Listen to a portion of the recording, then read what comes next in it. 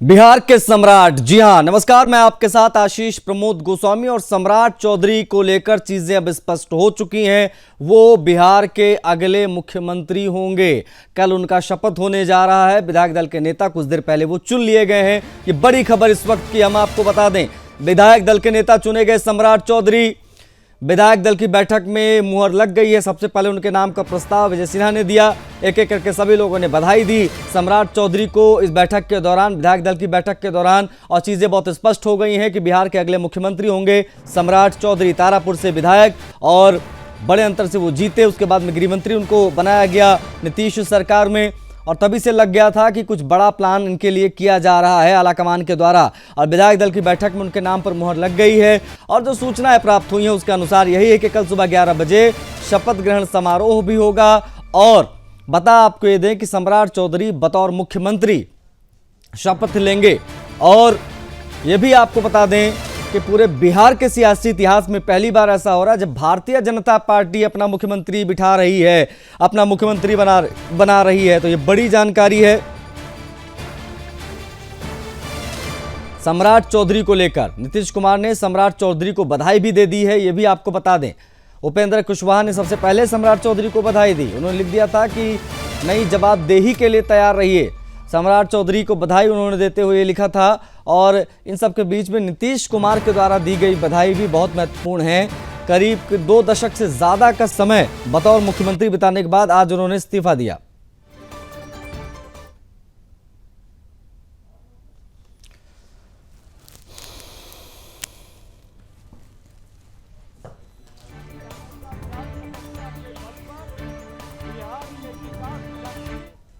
और समृद्धि की ओर double engine की सरकार प्रधानमंत्री नरेंद्र मोदी जी के सपना को साकार करेगा।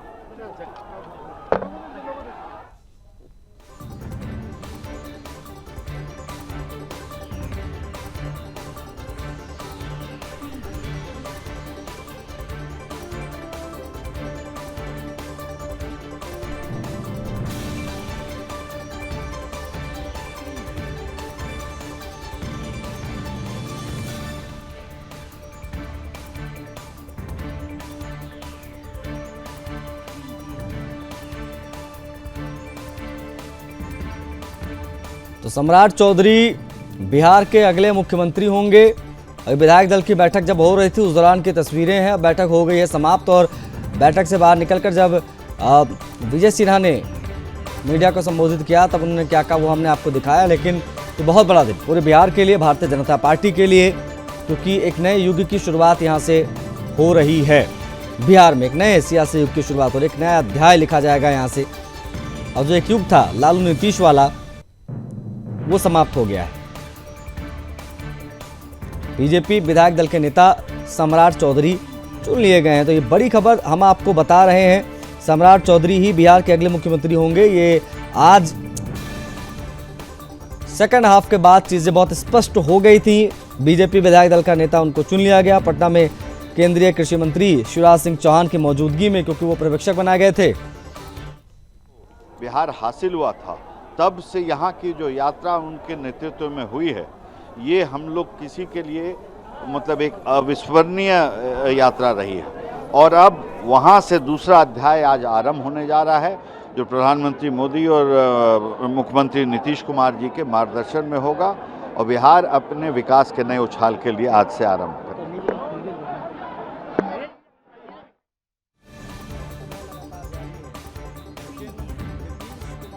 मुख्यमंत्री कहते नजर आए। देखिए 21 साल हो गए उनको बताओ मुख्यमंत्री। और इसलिए कहा जा रहा है कि एक नया अध्याय यहाँ से लिखा जाएगा। एक नई युग की शुरुआत हो रही है। सम्राट चौधरी बिहार को लीड करेंगे। बता आपको ये दें कि बीजेपी जो विधायक दल की बैठक हुई इसमें ग्रुप में काम करेंगे। पांडे की मौजूदगी रही, दिलीप जायसवाल, ये सभी भाजपा विधायक दल के नेता के रूप में सम्राट चौधरी के नाम का प्रस्ताव रखते नजर आए।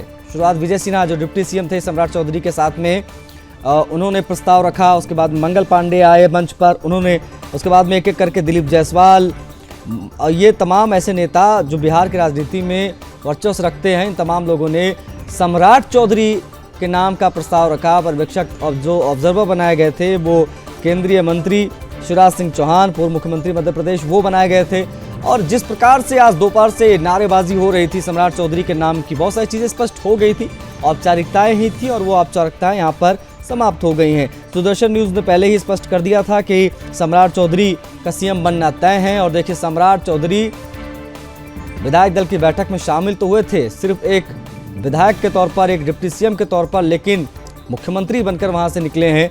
अब सिर्फ शपथ लेना बाकी रह गया है। कल शपथ ग्रहण समारोह भी हो जाएगा और उसके बाद में सम्राट चौधरी बिहार को लीड करते दिखाई देंगे।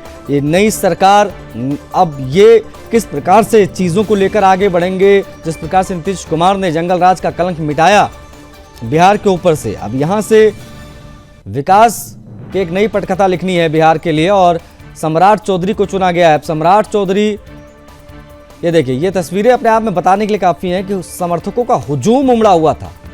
आज बीजेपी दफ्तर के बाहर पटना में बड़े पैमाने पर भीड़ वहां पर देखी गई कार्यकर्ताओं की।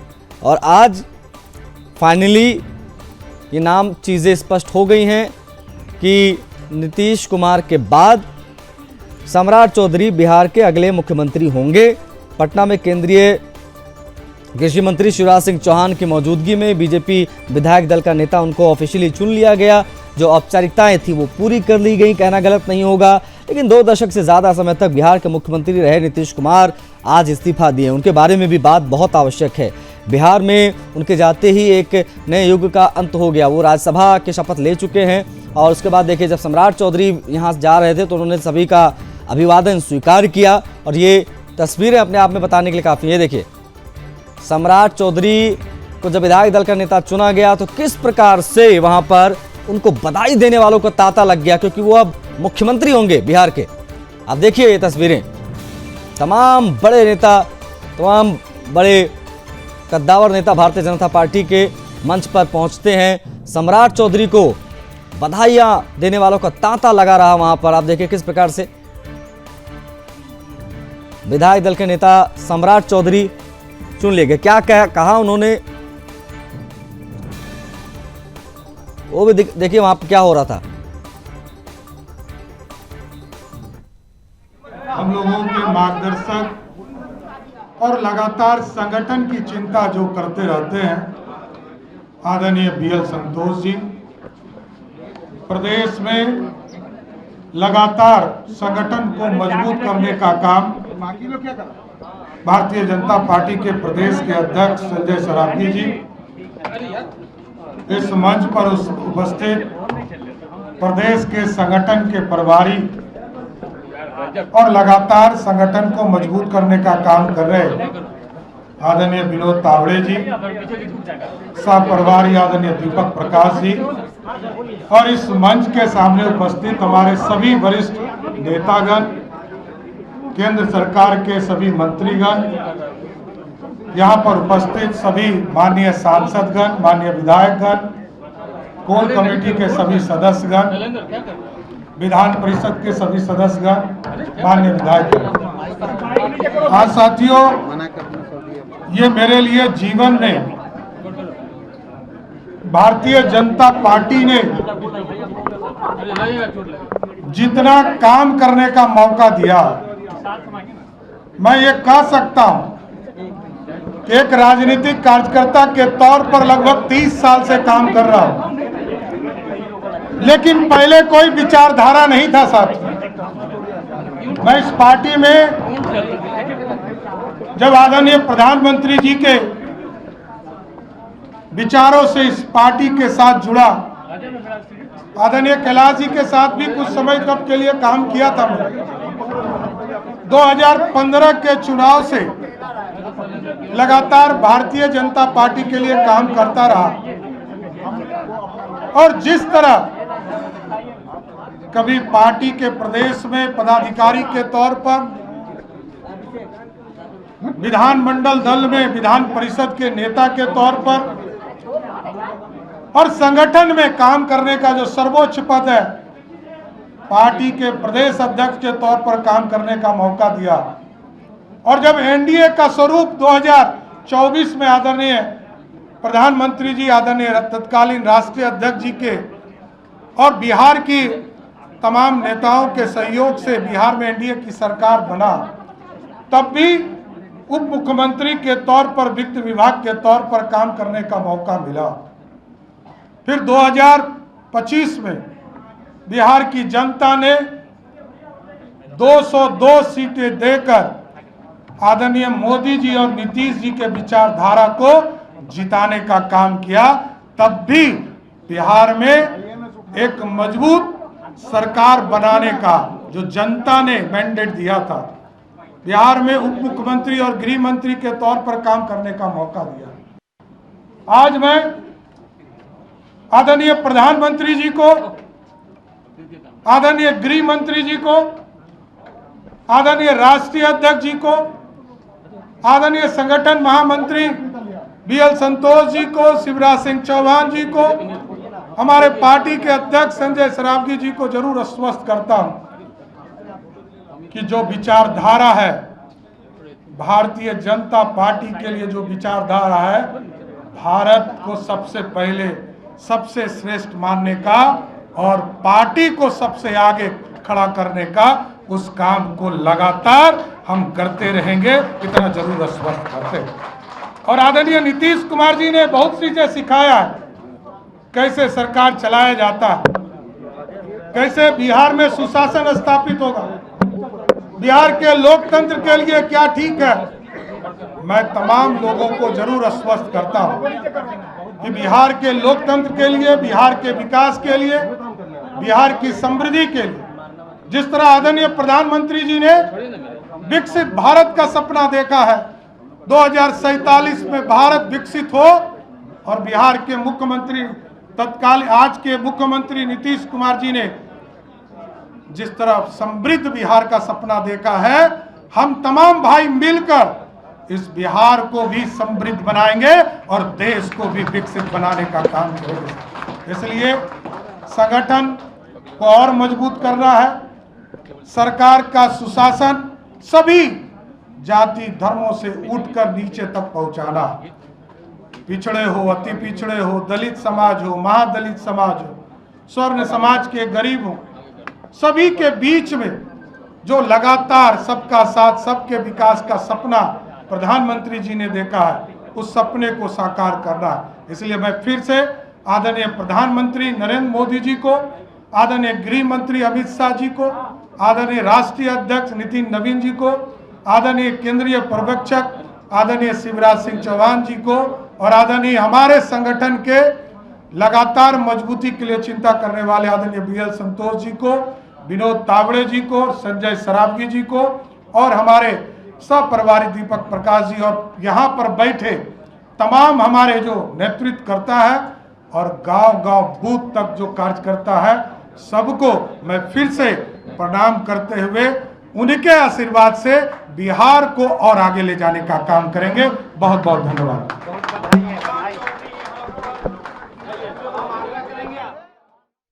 तो भैया, बिहार की बागडोर अब जिनके हाथों में है, आप उन्हीं को सुन रहे थे, सम्राट चौधरी को। वो मीडिया से बातचीत कर रहे थे। अब बहुत सारी चीजें स्पष्ट हो चुकी हैं, कल शपथ ग्रहण भी हो जाएगा। आपको बता दें कि हमारे साथ पैनलिस्ट जुड़ गए जिनसे आज हम बात करेंगे। अब्दुल मलिक, प्रवक्ता भारतीय जनता पार्टी के हमारे साथ जुड़ गए हैं। अविनाश पासवान हमारे साथ जुड़ गए हैं, जेडीयू के प्रवक्ता हैं। सुरेंद्र स्वामी सर जुड़ गए हैं, राजनीति विश्लेषक। आप तीनों का बहुत स्वागत है। अब्दुल मलिक हमारे साथ हैं। अब्दुल, सम्राट चौधरी सीएम बन गए हैं, पहले तो बहुत बधाई भारतीय जनता पार्टी को। क्या ये बिहार में बीजेपी के फुल नेतृत्व की ये माना जाए कि ये एक शुरुआत है, ऑफिशियल शुरुआत हो गई कि पूरा कंट्रोल, फुल कंट्रोल हमारे हाथ में?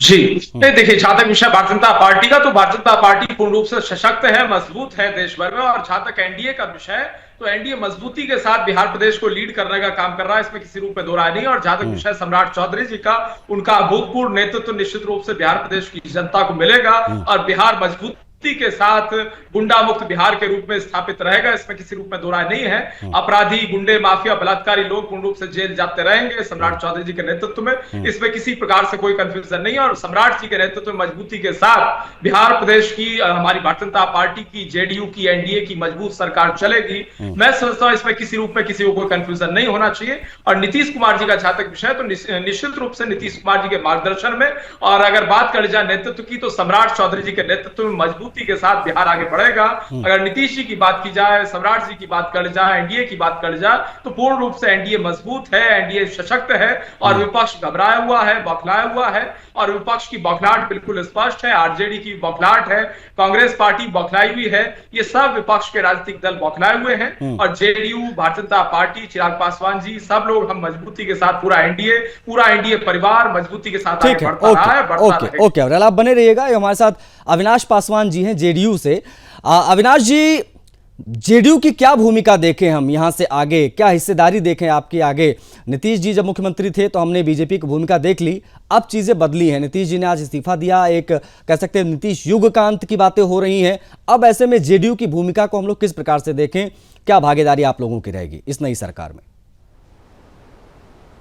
अभी आप ही के चैनल में जब हम ये वेट कर रहे थे अपने मतलब बातचीत का, तो हमने देखा कि जब सम्राट चौधरी जी अपने पार्टी के कार्यकर्ताओं को संबोधित कर रहे थे, तो उन्होंने साफ साफ कहा कि ये, आप ये समझिए कि नीतीश कुमार जी ने बहुत कुछ सिखाया है, और आगे जो भी काम होने वाला है जी, वो नीतीश कुमार जी के मार्गदर्शन में ही होने वाला है। उन्होंने सिखाया कि किस तरीके से सुशासन हम स्थापित कर सकते हैं अपने राज्य में, बिहार को किस तरीके से समृद्ध बनाएंगे, और हमारा जो काम होगा beyond religion and caste and creed होगा। तो आप उसके साथ साथ आप ये समझिए कि मैं आपको बता दूं कि जब नीतीश कुमार जी का जो एक्स पे जो हम ट्वीट देख रहे थे, उसमें उन्होंने कुछ बातें कही है, और उस बात को का जब एनालिसिस करेंगे हम, तो वो उसमें ये बात समझ में आती है कि एक लोकतांत्रिक परिपक्वता, मतलब डेमोक्रेटिक मैच्योरिटी क्या होती है, जिससे कि विकास की निरंतरता बनी रहे, विकास हमेशा अग्रसर रहे, कोई भी व्यक्ति प्रधान नहीं है, बल्कि लोगों का, हमारे जो बिहार की जनता है, 15 करोड़ जो जनता है, 14-15 करोड़ जो जनता है, उनके विकास के लिए किस तरीके से करें। और सबसे बड़ी बात, जो हमारी एनडीए की सरकार है, जैसा कि आपने भी अपने ओपनिंग रिमार्क में भी कहा, और माननीय सम्राट चौधरी जी ने भी कहा कि एक डबल इंजन की सरकार है, तो ये कोऑपरेटिव फेडरलिज्म का जो कॉन्सेप्ट है, उसमें हमें दिखता है कि किस तरीके से मजबूती से सेंटर और स्टेट दोनों कोऑर्डिनेट करके बिहार के लिए काम करने वाले हैं। और जो 25 से 30 के बीच में जो हम बिहार को एक इंडस्ट्रियलाइज्ड स्टेट बनाने का जो हमने सपना दिखाया है, और हमने जो खुद के साथ ये प्रॉमिस किया है, वो भी आगे बढ़ने वाला है। ठीक, और मैं आपको बताऊं कि नीतीश कुमार जी यहाँ पे मेंटरशिप रोल में रहने वाले हैं। नहीं, ठीक है, वो बातें तो खैर लगातार हम देख रहे हैं। नीतीश कुमार जी भले दिल्ली चले गए, लेकिन उन्हीं के मार्गदर्शन में सरकार चलेगी, इस प्रकार की बातें तो हम सुन ही रहे हैं। लेकिन हमारे साथ राजनीतिक विश्लेषक सुरेंद्र स्वामी जी भी हैं। सुरेंद्र स्वामी सर, ये सिर्फ और सिर्फ एक चेहरा बदला है माना जाए, या पूरी सियासत का एक नया अध्याय हम यहाँ से देखेंगे? बहुत सारी चीजें बदली हुई नजर आएंगी यहाँ से। खाली चेहरा तो नहीं ये माना जाएगा कि चेहरा बदला है, क्योंकि जो चेहरा है वो दूसरी पार्टी से आया है। जो भारतीय जनता पार्टी अभी तक नीतीश कुमार को मुख्यमंत्री मानकर उनके साथ चल रही थी, तो जेडीयू का अपर हैंड था, नीतीश कुमार जी का था। वो तय करते थे क्या राजनीति होगी, क्या राजनीति नहीं होगी। अब नीतीश कुमार जी तो केंद्र में आ गए हैं, तो ये कहना कि भाई जो नीतीश कुमार जी जैसे चाहते थे वैसे ही अब बिहार में शासन होगा, तो वो तो एक जैसे ना सम्मान देने वाली बात है। आप कहिए कि हाँ जी वैसे ही होगा, हम भी यही मानते हैं वैसे ही होगा। लेकिन अब बीजेपी की जो अपनी एजेंडा है, उस एजेंडा को वो आगे बढ़ाएंगे, और आजकल बीजेपी का एजेंडा बिल्कुल साफ है। तो वो जो एजेंडा, जैसे सम्राट चौधरी जी ने कहा कि भाई सबको साथ लेके चलेंगे, सबका विकास करेंगे, सब लोगों को जगह मिलेगी, EWS में भी मुस्लिम होंगे, OBC में भी मुस्लिम होंगे, तो सबका साथ सबका विकास होगा। शोषित, दलित, वंचित, पिछड़ों की ये सरकार है, उनके लिए काम करेगी। तो अब देखना ये है कि क्या काम करेगी, क्योंकि अभी तो लॉ एंड ऑर्डर पिछले 1-2 महीने में बहुत खराब हो गया था। जिस तरह का वहां पे लॉ एंड ऑर्डर है, तो वो इनके लिए एक सबसे बड़ा चैलेंज होगा। फिर मंत्रिमंडल गठन में। अच्छा सुरेंद्र स्वामी सर, व्हाट अबाउट सम्राट चौधरी? मैं थोड़ा सा और आपसे समझूंगा, क्योंकि मैं ज्यादा देर हूं नहीं चर्चा में। सम्राट चौधरी के बारे में थोड़ा मैं आपसे समझना चाहूंगा, क्या चीजें थी जो उनके फेवर में गई, एज एन सीएम उनको चुना गया। पहले वो आरजेडी में थे, जेडीयू में आए, फिर बीजेपी में आए, लंबा उनका भी इतिहास रहा 30-35 सालों का। आप किस प्रकार से देखेंगे सम्राट चौधरी के सिलेक्शन को? सुरेंद्र स्वामी सर। नहीं, एक तो ये है कि वो देखिए काफी आने आए हुए तो उनको बहुत साल हो गए हैं पार्टी में। हाँ, 2017 में। और वहां पे बोलने वाले चेहरे हैं, लड़ने वाले चेहरे हैं, शोषित वंचित का जो उनका क्राइटेरिया है उसमें फिट बैठते हैं। और अभी उप मुख्यमंत्री भी रहे थे। अमित शाह जी से का उन पर खास आशीर्वाद है। तो अगर ये कारण देखें इनको बनाए जाने का, तो कारण तो यही है क्योंकि अभी एज मुख्यमंत्री या एज मंत्री कोई अचीवमेंट जब तक सामने नहीं आएंगे तब तक ये कहना कि भाई इनका ये अनुभव रहा है, इस अनुभव के आधार पे इनको सिलेक्शन हुआ है। तो ये जो प्योर सिलेक्शन है वो इसी आधार पे है कि भाई ये बीजेपी में लोग इनको चाहते हैं और जो उनकी एक दलित, शोषित, वंचित, पिछड़ा वाला जो अल्पसंख्यक वाला क्राइटेरिया है उसको ये सूट करते हैं और पहले से मुख्यमंत्री हैं, राजनीति में हैं और इनका अच्छा दबदबा है अपनी राजनीति में। तो इसलिए बाकी तो आप ये कहें कि भाई एडमिनिस्ट्रेशन पॉइंट ऑफ व्यू से या इनकी एबिलिटीज या इनकी पुराने कोई अचीवमेंट के हिसाब से तो आप कुछ कह नहीं सकते। और उसमें इनका गलती भी नहीं है क्योंकि जब सरकार ही नहीं रही भाजपा की तो फिर इनका अपना अचीवमेंट क्या होता। जो भी अचीवमेंट है वो नीतीश कुमार जी का है, नीतीश कुमार की पॉलिसीज का है, उनकी सरकार का है। तो अब इनको जो भारतीय जनता पार्टी, यही इनके लिए सबसे बड़ा चैलेंज है कि एक तो जो मंत्रिमंडल में विभागों का बंटवारा होगा उसमें किसको क्या मिलेगा, गृह मंत्रालय किसके पास जाएगा, उप मुख्यमंत्री ओके, वो तो खैर कल जब शपथ ये तमाम चीजें हम देखेंगे तब स्पष्ट होंगी। लेकिन अविरल, जो ये आपको लगता है कि नीतीश कुमार जहां पर छोड़ कर गए हैं वहां से अब आगे बढ़ाना अपने आप में बहुत बड़ी चुनौती है और उस मोमेंटम को आप लोग बरकरार रख पाएंगे? इसको लेकर कितने आश्वस्त हो, कितना आश्वस्त आप जनता को कर पाएंगे? एक चीज। दूसरी चीज है कि क्या वही मॉडल रहेगा या एक नया राजनीतिक मॉडल हम देखेंगे यहां से? संक्षेप में अविरल। एक तरीके से नीतीश कुमार जी का तो निश्चित रूप से नीतीश जी के मॉडल की अगर बात है तो अगर भ्रष्टाचारियों के ऊपर कार्रवाई की बात है, बलात्कारियों के ऊपर, अपराधियों के ऊपर, अनलॉफुल एक्ट करने वालों के ऊपर, गैर कानूनी काम करने वालों के ऊपर कार्रवाई का विषय, तो निश्चित रूप से डंके की चोट पे कार्रवाई होती रही है और होती रहेगी। और नीतीश जी की जहां तक बात है, नीतीश जी बहुत वरिष्ठ नेता है और बहुत अनुभवी नेता है। और अगर उनकी बात करी जाए, उनके राजनीतिक अनुभवी कई दशकों का उनका राजनीतिक अनुभव है, बिल्कुल स्पष्ट है। चरण सिंह जी के जमाने से, लोकनायक जयप्रकाश नारायण जी के जमाने से उनका लंबा राजनीतिक अनुभव है। तो उनके अनुभव का, उनके मार्गदर्शन का लाभ निश्चित रूप से बिहार प्रदेश की जनता को 24/7 मिलता रहेगा। और बिहार प्रदेश में अगर बात कर जाए तो निश्चित रूप से सम्राट चौधरी जी के नेतृत्व में और नीतीश कुमार जी के मार्गदर्शन में मजबूती के साथ जो हमारा एनडीए का मॉडल है और नीतीश जी का मॉडल है, सम्राट चौधरी जी का मॉडल है, भारतीय जनता पार्टी का मॉडल है, जेडीयू का मॉडल है, हम सबका चिराग पासवान जी का मॉडल है, हम सबके जितने विषय हैं तो पूर्ण रूप से सम्मिलित होकर इंप्लीमेंटेशन 100% ऑन ग्राउंड पे एग्जीक्यूशन होता है। ठीक है, ओके।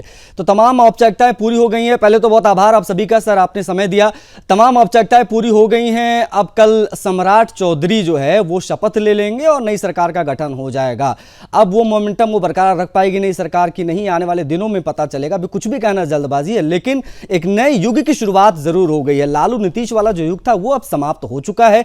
सम्राट चौधरी अब यहां से लीड करेंगे बिहार को। इस चर्चा में इतना है, मुझे आज्ञा दीजिए। जय हिंद।